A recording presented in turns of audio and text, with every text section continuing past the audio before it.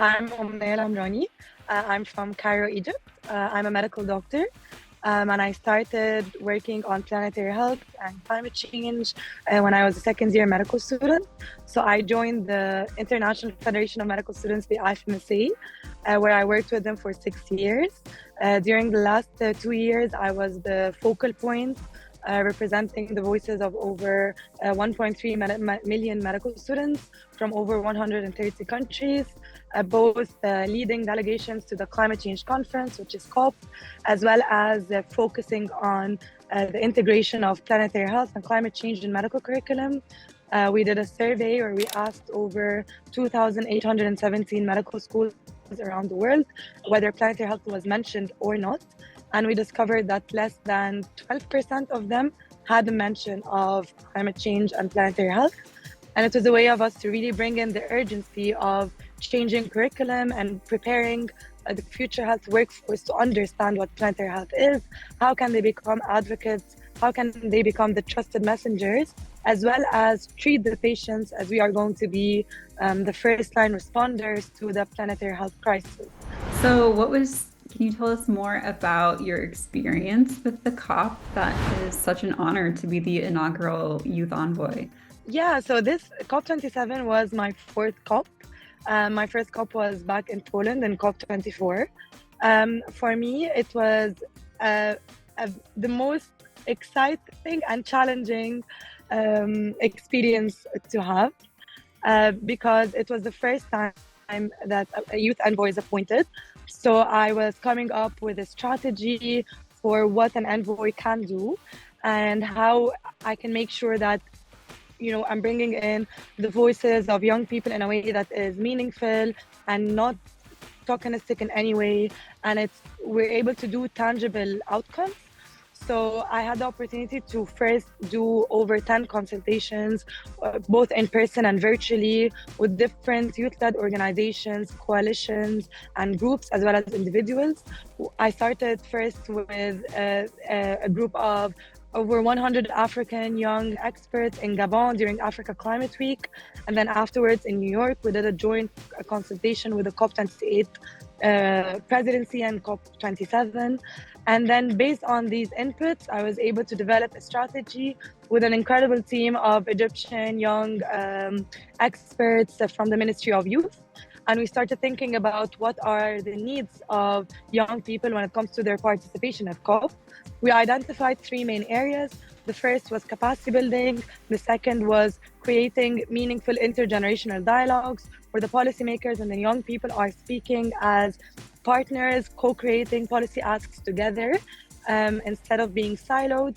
And then the third thing was really to amplify the work that young people do, the solutions that address planetary health and climate change.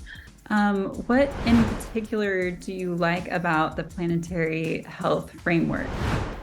What really resonates with me when it comes to planetary health is how multidisciplinary it is. Because at first, when I started my work, it was very health focused, climate change and health impacts, whether it's air pollution, food systems, or non-communicable diseases and so on. But I feel like planetary health really brings in all the different actors into really bringing in the urgency that is needed to address climate change and to address the environmental health crisis. And it helped me a lot to work with students and young people from all the different disciplines.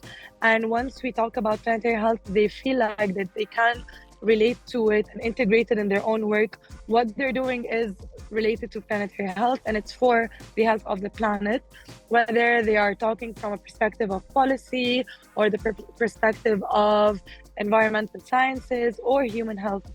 And this is what I love about it because it opens up so many doors of collaboration and of really putting it not just into education, because education builds awareness.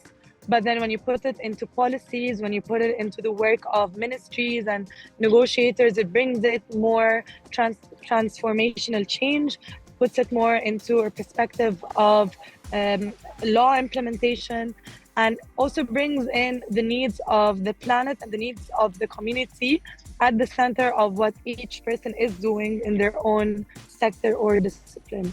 Cool. What are some of the barriers or challenges that you're running into as you do your work?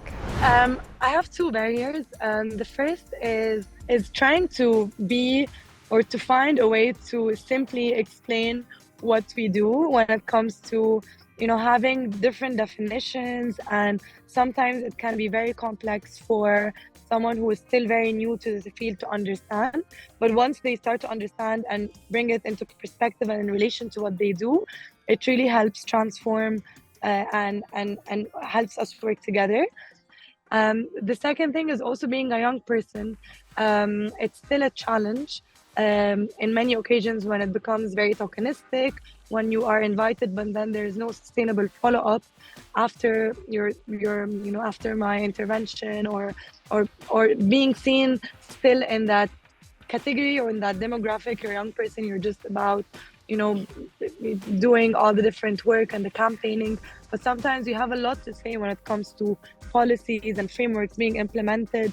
We have, an understanding of what our future is going to look like, what our demographic is going through, especially children, adolescents, and young people.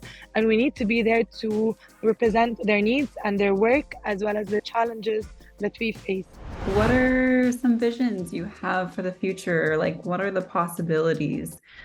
I really look forward to, having individuals and communities living in harmony with the environment, and it's important. And I feel like as young people, we do have our own ways of being committed to the cause, but we also have, personally, I have a lot of optimism of what this world is going to look like, because what I'm advocating for now and what we are all fighting for is a healthier world for us and for the planet.